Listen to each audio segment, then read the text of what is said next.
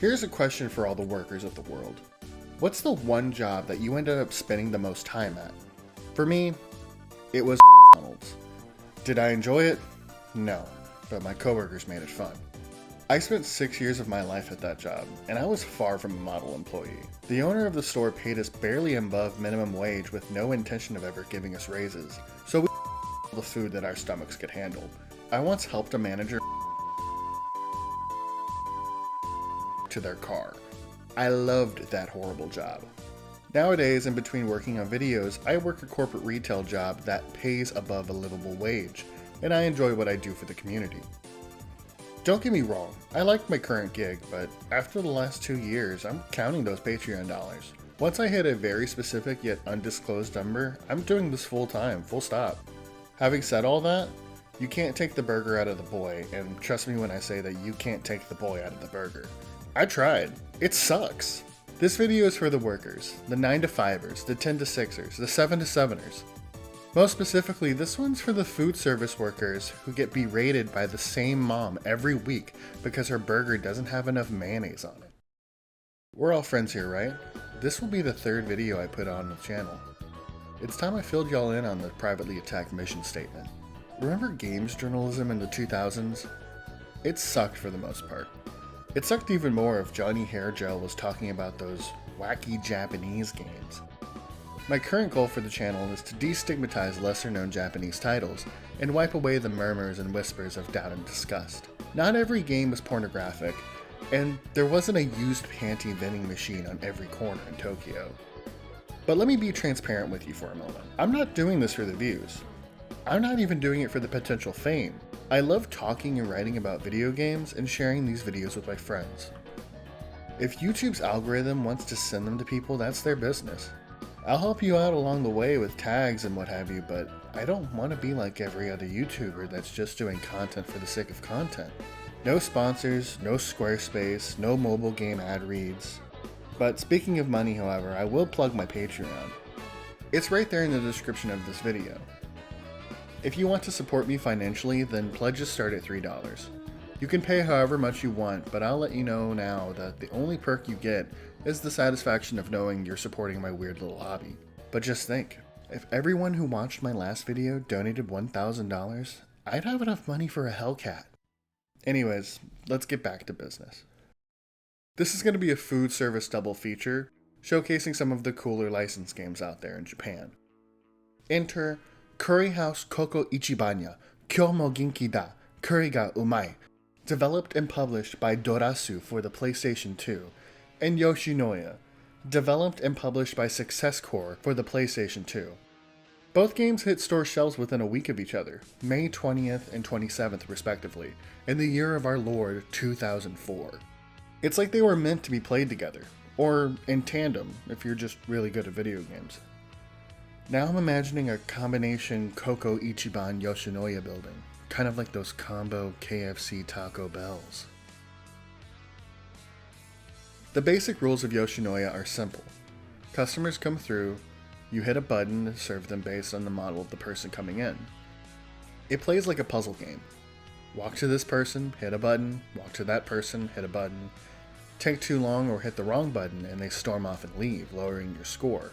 If multiple people of the same type are next to each other, you can essentially make a combo off of them and your score will increase exponentially. Watch the line though, because special customers will make their way to the pickup area for takeout orders. Every so often you'll be faced with a rush of customers, and you need to pick up the pace in order to serve everyone. Urgency is the name of the game in Yoshinoya, and if you've ever worked in the fast food industry, you might feel that same anxiety you felt when a bus full of kids filled the restaurant 20 minutes before closing. Let me regale you with a tale from food service past. About 6 months into my job at Redacted, I started closing the kitchen and lobby at night. Some nights it would take 10 to 20 minutes because we had enough time to clean before closing, and every so often we'd be there for an extra 60 to 90 minutes just cleaning.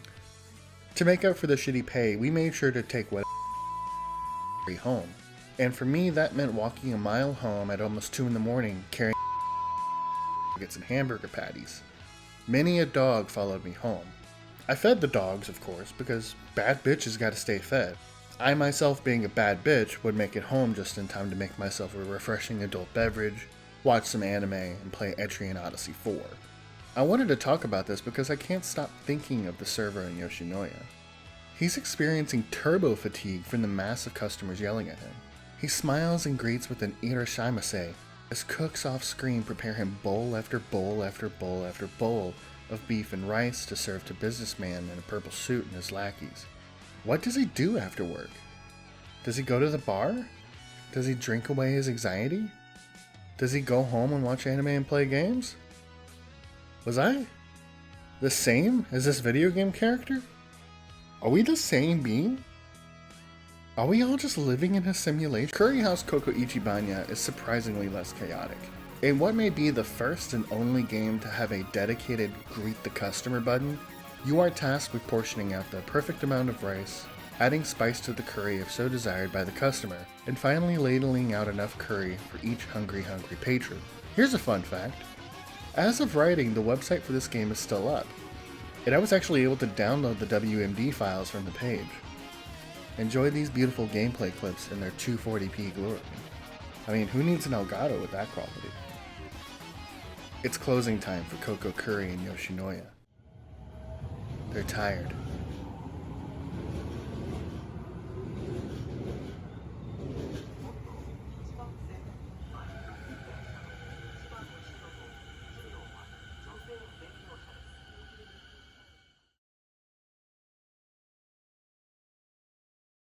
Dinsha de Go, or Let's Go by Train for all you English speakers, is a train simulation game series for various consoles.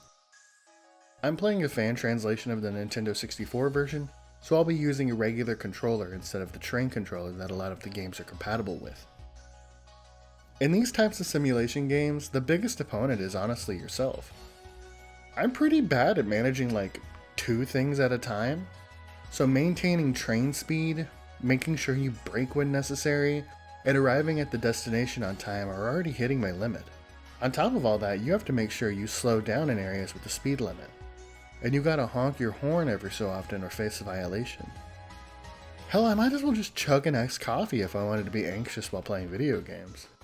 These games sell moderately well in Japan, so there's definitely some value to the game's premise. That was never in doubt. If only the US had better public transportation infrastructure, maybe these games would get a release overseas. Where you at, Pete Buttigieg? I'm waiting. The next laborer we'll be looking at is the Temp Agent. Released for the Sony PSP in 2005, Baito Hell 2000 would see a localization in the West a year later as the WTF, Work Time Fun. In WTF, you play as an arubaito, which roughly translates to a part-timer or temp agent. Ostensibly speaking, it's an edgier take on WarioWare, except some of these minigames come from the PS1 game Groove Jigoku 5 Sweep Station all the way in 1998. You accept jobs from the job demon, we call that HR where I'm from, and you work said jobs until you build enough skill and money to take on another job. It goes back and forth down the rabbit hole, and you gotta ask yourself if this was just a few devs projecting their feelings about work culture as a whole. I think they hit the nail on the head, but look at the studio credited. This was made in-house by Sony Computer Entertainment Japan. These programmers were probably being worked to the bone on other games. This was just a side project. The humor is Batsu Game meets Adult Swim meets cynical 2010s internet, and it fucking owns. It's way ahead of its time. In this particular minigame, you have to sort baby chicks by the genders 3, male, female, and heaven-bound. According to Moby Games, the game's director, Masanori Taki, went on to direct The Last Guy, a neat little ditty for the PS3. But more importantly, he's the frontman for Dinky Groove. If you don't follow Dinky Groove, they did the opening theme for Devilman Crybaby. And yes, I'm not going to ignore the cocaine-sized elephant in the room. Remember that controversy surrounding the voice of Olaf in Frozen's Japanese dub? Where they had to take whole copies, all of the copies off shelves and then replace it with a different voice actor? Yeah, that was him. Moving on. In the pantheon of games where you play as a weird little dude with a camera, there stands a god among men. I'm talking about Gekibo, Gekisha Boy for the PC Engine and PlayStation. It's Pokemon Snap, except instead of taking upskirts of Pikachu, you have to take pictures of incredibly offensive racial stereotypes, and I'm not going to be talking about this game. Let's at least see if the sequel's any better. Thankfully it is. There's some mild crude humor and piss jokes, but for the most part it's tame enough. I gotta say, I really dig this Parappa adjacent animation style. Released nearly a decade after the first game, you could really see that they were aiming for a more broad and approachable experience. Wait a minute. Polaroid? JVC? What's going on? Well, Irem struck a brand deal and localized Gekibo 2 in Europe as Polaroid Pete. Or at least they almost did, because Polaroid Pete, despite being pretty much completed, never actually came out. But thanks to Twitter user Onscan56, the caked-up photojournalist extraordinaire lives on. This game was so close to release before the publisher dipped that it was even reviewed in gaming magazines in the UK. Rumor has it that literal days before launch, the publisher ended up going bankrupt, causing all sales to just never occur. That's horrible. Maybe Polaroid Pete would have been the next PAL region little weirdo guy mascot alongside Asterisk and Obelix, or Hugo. If the multiverse is real, then in one of these universes, Polaroid Pete is a playable character in Super Smash Bros. So today we've voyeuristically looked at food service employees, train conductors, temp agents, and news photographers. So what's next?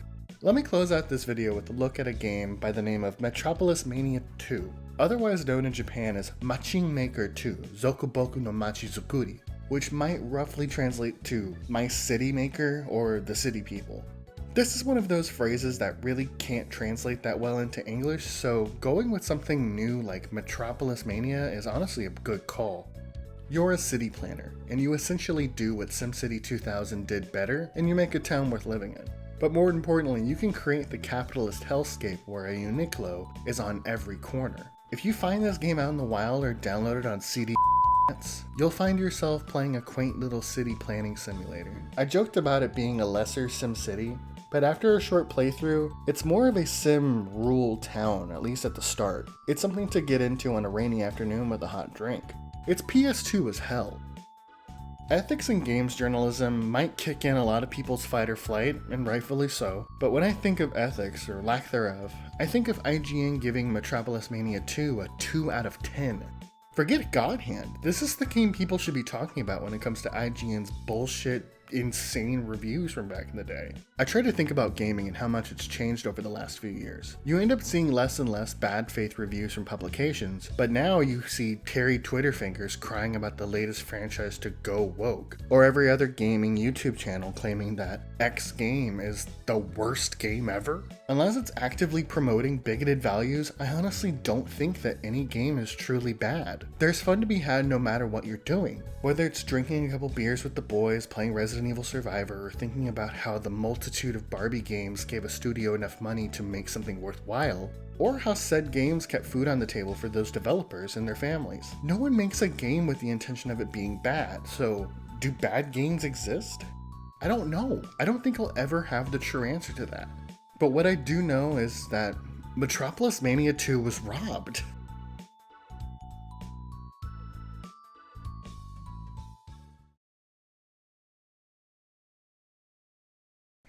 Nowadays, in between working on videos, I work a corporate retail job that pays above a livable wage. No, I already said that fuck shit. Shit. Okay.